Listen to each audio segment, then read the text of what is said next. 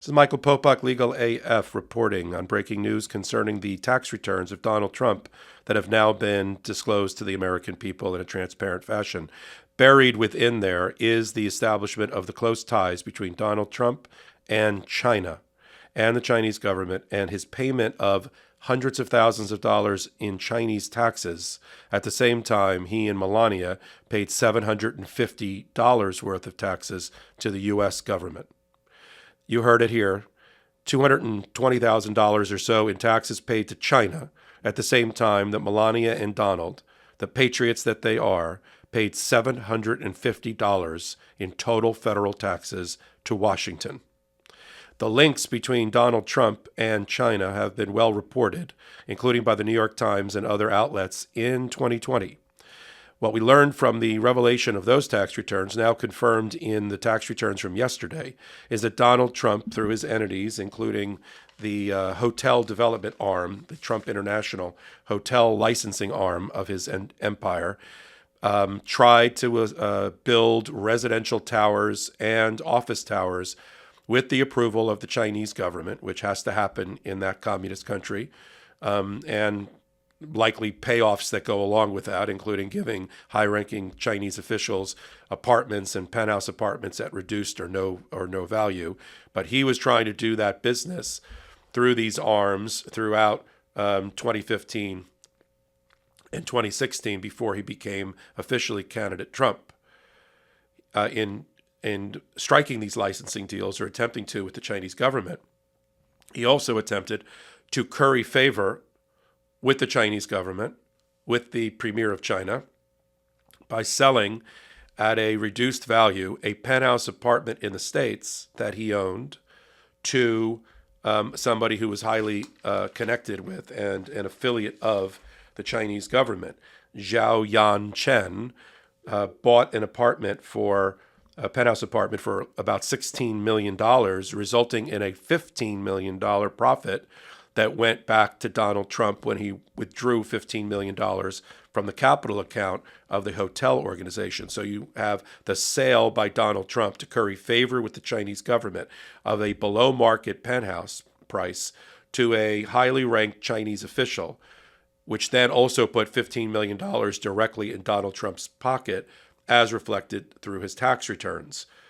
During that same period, in trying to develop business in China, and paying $200,000 or so in taxes in China, he was, as candidate Trump, attacking Joe Biden and the Democrats for being soft on China.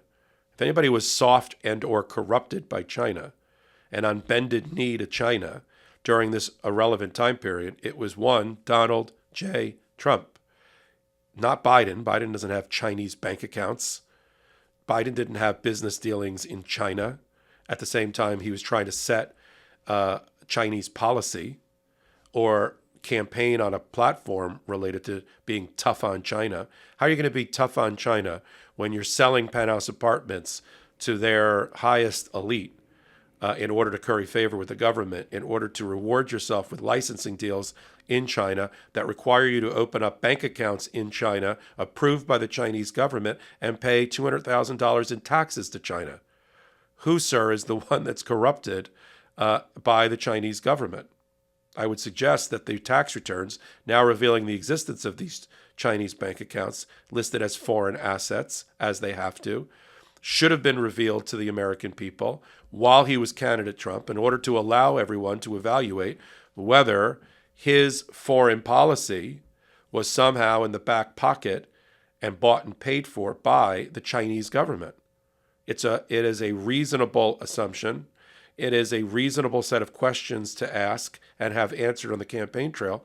But none of that came out on the campaign trail, because the first anybody ever heard of his tax returns and what they revealed, because he refused to turn them over, was when Donald Trump's tax returns were obtained through sources, including his niece Mary Trump, by the New York Times in 2020. But we now have the direct evidence in the tax returns released yesterday of the disclosure of the existence of the Chinese flow of money, follow the money, the bank accounts, the taxes paid, and the like, signed in a joint return by Melania Trump and Donald Trump, prepared, let's talk about Aspect number two that's come out of the revelations of the tax returns from last night and this morning. Who prepared the tax returns for Donald Trump? Some of these go 1,000 pages long. It wasn't Donald Trump. It was Mazars. Mazars LLP out of Long Island, what was then an unknown, now discredited CPA auditing firm that has had to, in the last year, in response to the New York Attorney General's investigation, civil fraud investigation against Donald Trump, which is now pending against him, they had to throw up their hands and say, don't come after us, Letitia James, New York Attorney General.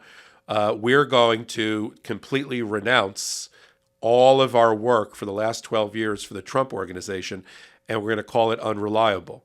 So his CPA, upon which the Internal Revenue Service, while he was president, which was corrupted and co-opted by his Treasury Secretary, Steve Mnuchin, who then, in addition to that, did not do their audit function that was required to protect the American people, to ensure that our president was not bought and paid for, or his foreign policy, by foreign leaders.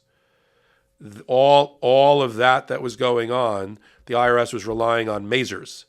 Mazars doesn't even rely on Mazars, having come out in public renouncing all of their work, being squeezed by the New York Attorney General, because if they still wanted to stay in business, they had to do that. I have never, in my 32 years of practice, seen a CPA and auditing firm run away from a client as quickly as Mazars. Yet they are on the bottom of every tax return as having been the entity that prepared the tax return on behalf of Trump and Melania. So we can just, from the very beginning, take Mazars at their word that nothing in the tax returns can be trusted or is reliable, because it was prepared by them in reliance on financial information that was distorted and unreliable and withheld by their client, Donald Trump, and the Trump organization. So all roads lead back to Donald Trump, but they all go through Mazars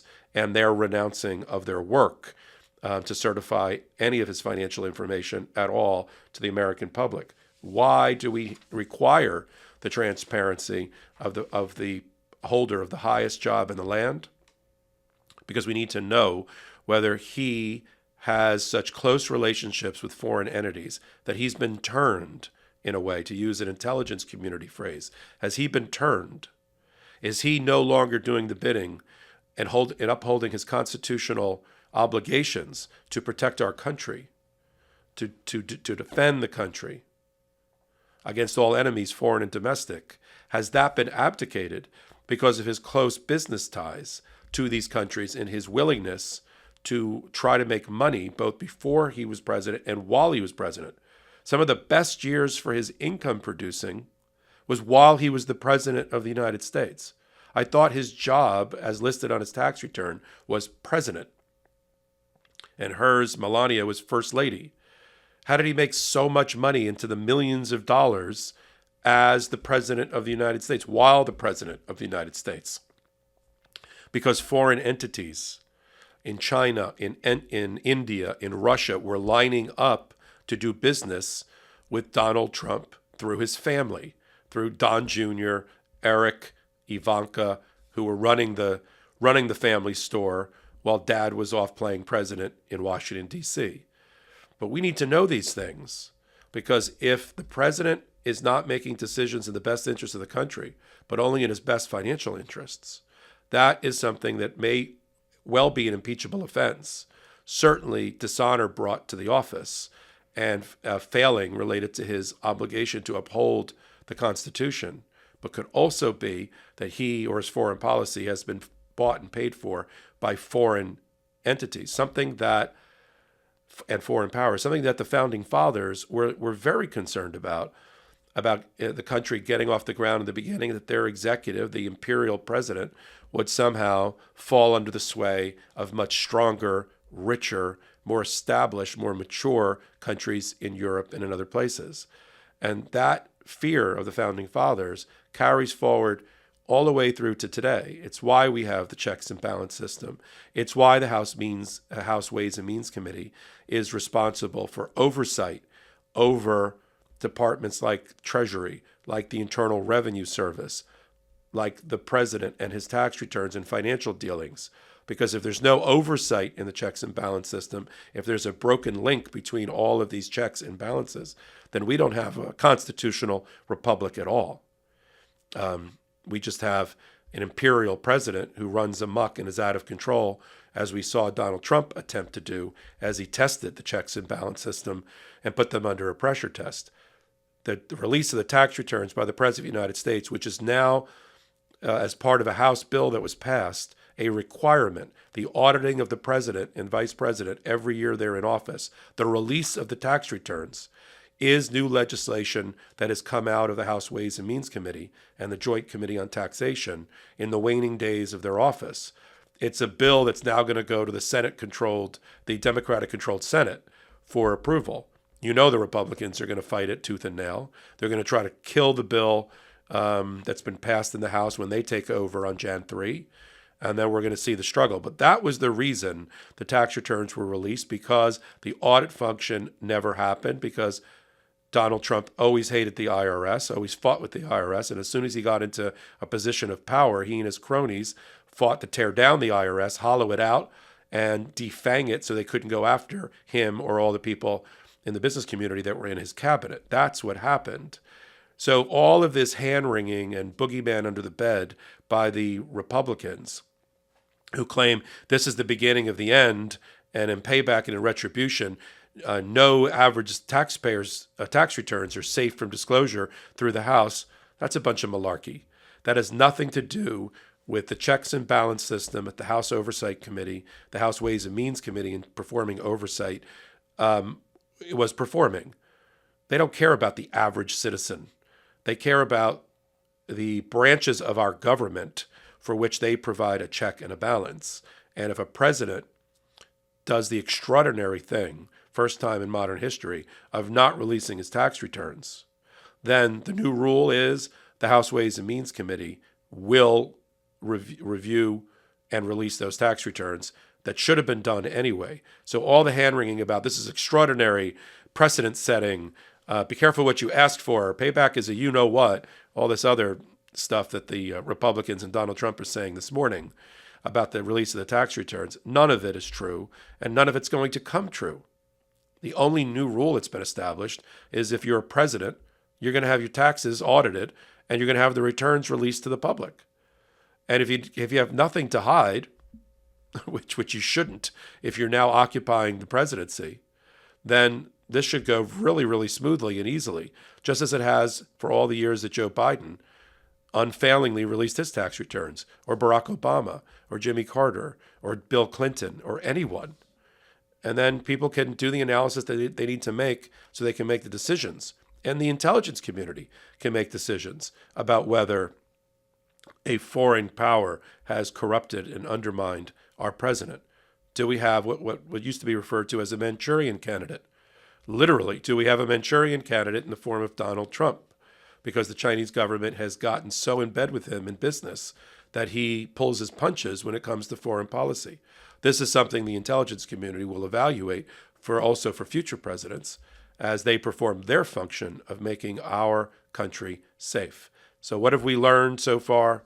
We've learned that there is a direct link between Donald Trump and China in his business dealings, in bank accounts that he opened with the approval of the Chinese government, in paying $200,000 or more in Chinese taxes. At the time, he and Melania paid $750 worth of taxes to the U.S. government.